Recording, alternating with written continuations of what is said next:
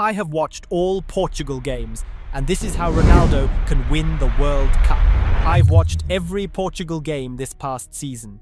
The wins, the struggles, and even those games where you're left wondering, how did they not score that? And after watching all of it, plus how every single player performs at their club, I think I've finally figured it out.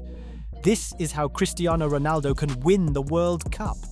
You know what's crazy? Portugal might quietly have one of the best squads in the world right now.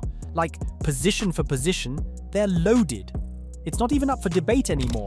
You look at the names and realize this isn't just about Ronaldo. This is a team that's built to compete with anyone. The truth is, the problem has never been the players. Portugal has had elite talent for years, but they've struggled to get the balance right.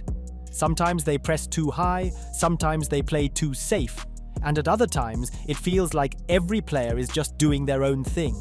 That's why this time it's not about who starts, it's about how they play together. And that's what I want to break down, how to structure this Portugal side so they actually look like a team built to win the World Cup. Let's start from the back, with the man who sets the tone for everything, the goalkeeper. If Portugal wants to win the World Cup, they need to start with someone calm, composed, and commanding between the posts, and that's Diogo Costa. I've watched him closely for Porto and the national team, and it's clear why he's untouchable in that position. He's not just a shot stopper, he's a modern goalkeeper who builds the game from the back. His composure under pressure is outstanding. When opponents press high, he doesn't panic. He waits, picks the right pass, and helps Portugal play through the press. That's a huge advantage in tournament football, where one mistake can end your run. And when it comes to reflexes, Costa is elite. His reactions in one-on-one situations are among the best in Europe. He reads the attacker's body language early and makes himself big, forcing rushed finishes. He's also a strong penalty saver. We've seen it in the Champions League, and that alone could be a game changer in knockout rounds. He's quick off his line, good in the air, and confident enough to act as a sweeper when the defense plays a high line. That gives Portugal freedom to push their fullbacks higher without worrying about getting caught behind. Now, it's also important to have the right backup, and that's where José Sá comes in. He might not start, but he's solid. Great reflexes, excellent shot stopper, and mentally sharp. The kind of keeper who can step in during physical, scrappy matches where you need someone fearless. With Costa as the main man and Sá as the insurance, Portugal's goalkeeping department is one of the most secure heading into the World Cup. And right in front of them is where everything else begins, the defensive line. That's where balance, communication, and structure become key. So let's move into the defense and build the foundation of this team. Now, this is where Portugal needs to get everything right, the defense. Because with the kind of attacking talent they have, what really matters is stability at the back. You can't win a World Cup without a solid base, and this backline has the potential to be one of the best if it's used properly. Let's start with the centre-backs. Rúben Dias is the first name on the sheet. He's been playing at the highest level with Manchester City, winning titles, handling pressure, and facing world-class strikers every week. His leadership, positioning, and ability to organize the line make him the backbone of this defense. He's aggressive when he needs to be, calm when things get tense, and his experience in knockout football gives Portugal a level of control they can't do without. Next to him, I'd go with Gonçalo Inácio. He brings something different. That left-footed balance, great distribution, and the calmness to play out from the back. He's comfortable under pressure, which fits perfectly with Diogo Costa's passing from goal. But there's one thing to be careful about. Inácio isn't the most physical defender. Against a striker who likes to drop deep or use strength, he can get pulled out of position. That's where the first tactical twist comes in. Renato Veiga. He's young, tall, and extremely intelligent defensively. At Villarreal, he's shown he can read the game well, step out to intercept passes, and handle physical forwards who mix movement with strength, like Harry Kane or Lautaro Martinez. In certain matches, pairing Veiga with Dias gives Portugal a perfect mix of technical quality and defensive power. And let's not forget Antonio Silva. He's another solid option, quick, composed, and very reliable under pressure. Having him as depth means Portugal can rotate without losing defensive structure. Now, at left back, there's no debate. It's Nuno Mendes. His energy and pace are vital. He gives Portugal width and aggression on the flanks, just like he does for PSG under Luis Enrique.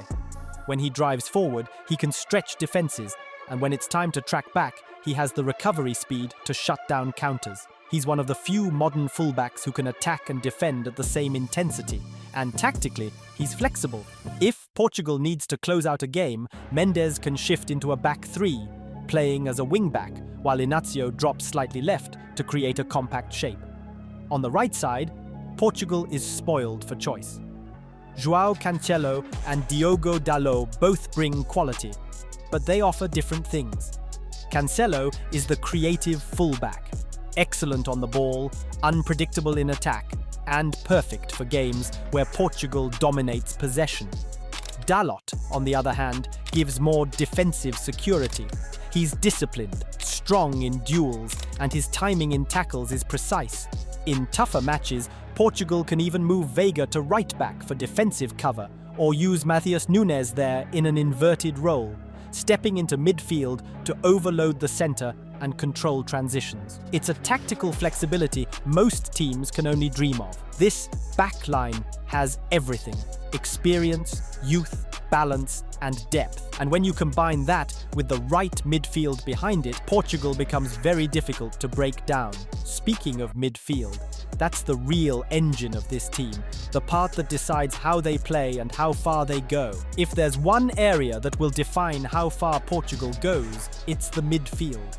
This is where the rhythm, balance, and identity of the team are built. And right now, Portugal has the perfect combination of players to control games, not just with possession, but with intelligence. The duo that has to start at the base is João Neves and Vitinha. Watching them together at PSG last season was special.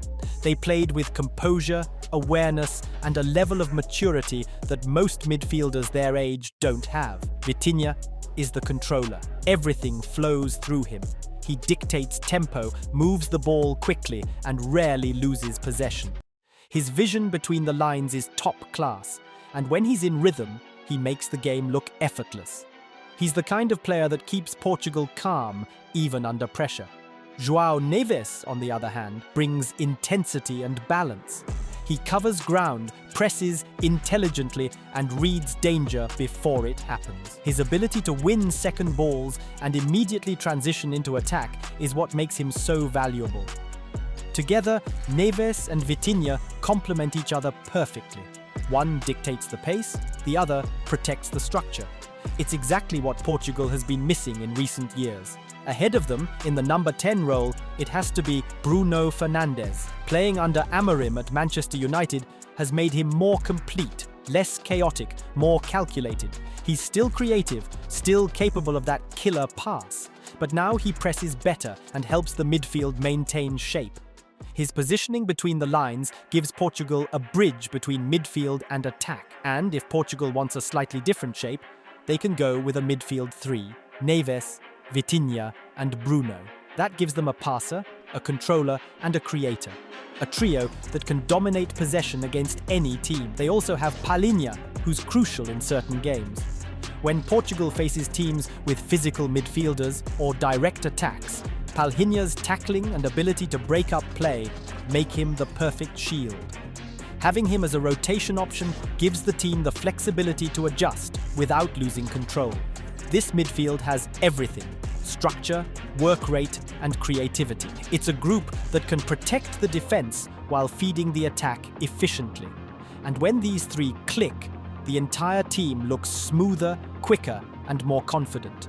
Now that we've set up the heart of the team, it's time to look at the areas that can win matches, the wings. Because the way Portugal uses their wide players will determine how dangerous their attack really is. The wings are where Portugal's attack can completely transform a match. They have pace, creativity, and variety. But using those qualities the right way is what will decide how effective they really are. Let's start with the left side. The main option here is Pedro Neto. He's been brilliant this season, direct, fast, and always willing to take on his defender. His movement keeps the width, which stretches defenses and gives Portugal space in central areas. But there's one problem. When Neto stays too wide, it can limit Nuno Mendes from making those overlapping runs he's so good at. Both players like the same spaces, and if they're not coordinated, the attack becomes predictable. That's why sometimes, instead of Neto, it might make more sense to play Pedro Gonçalves or even Bruno Fernandes on that side. Both are comfortable drifting inside, freeing Mendes to bomb forward. Gonçalves, especially, adds fluidity.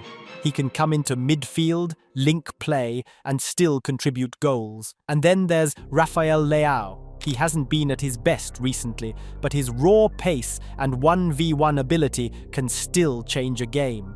Even if he starts on the bench, having him as an impact player gives Portugal an unpredictable edge. Now, on the right wing, the competition is even stronger. You have Bernardo Silva, who's the ideal fit. He understands space better than almost anyone. His ability to drift inside, combine with the midfield, and create openings makes him essential in matches where Portugal needs patience.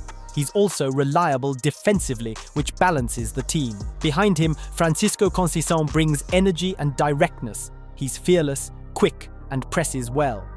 Then there's Trincão, who adds intelligence and control. He's not as explosive, but his decision-making in tight areas is impressive. Each of these players gives Portugal a different way to approach games depending on the opponent. What makes these wide options so valuable is that they allow tactical flexibility. Against teams that sit deep, Bernardo can move inside to overload the midfield. Against high lines, Leao or Neto can stretch the defense with pace. And when Mendes or Cancelo push forward, the wingers can adjust, keeping the structure balanced. Portugal finally has the variety to adapt, width when needed, creativity when required, and pace when it's time to break. And all of that sets up the most important part of the system, the player who finishes everything off. Now, we get to the key part of this entire setup, the striker, the position that defines how Portugal attacks, presses, and finishes games. And of course, that brings us to Cristiano Ronaldo. At 40 years old, he's not the same player who could sprint past defenders for 90 minutes, but his instincts in the box are still unmatched. His timing, positioning, and ability to find half a yard of space remain world-class. The problem isn't what he can do, it's how he's used. If Portugal wants to get the best out of him, he shouldn't start every game. He should be their impact player. Someone who comes in during the last 30 minutes when defenders are tired, when the game becomes open, and when one chance could decide everything. That's when Ronaldo's experience and finishing become deadly. He's still the best finisher in this team, but conserving his energy across a long tournament could make the difference between fading out and finishing strong. When Ronaldo doesn't start, Portugal still has excellent options. Gonçalo Ramos offers intensity and pressing from the front. He stretches defenses, holds up the ball well, and creates space for players like Bruno and Bernardo to arrive late in the box. He's mobile, hard-working, and fits perfectly in a system that plays at a faster tempo. Then there's João Felix. He's not a traditional striker, but he gives Portugal flexibility. He drops deep, links play, and can create combinations around the box. When Portugal want more control and movement instead of directness, Felix gives them that option. Rotating between these three, Ramos, Felix, and Ronaldo, keeps the attack unpredictable. It allows Portugal to adapt to different opponents while keeping Ronaldo fresh for the moments that really matter. And when you look at the depth, the balance, and the tactical options across this whole squad, one thing becomes clear. This team is ready. They finally have the structure, the players, and the system to go all the way.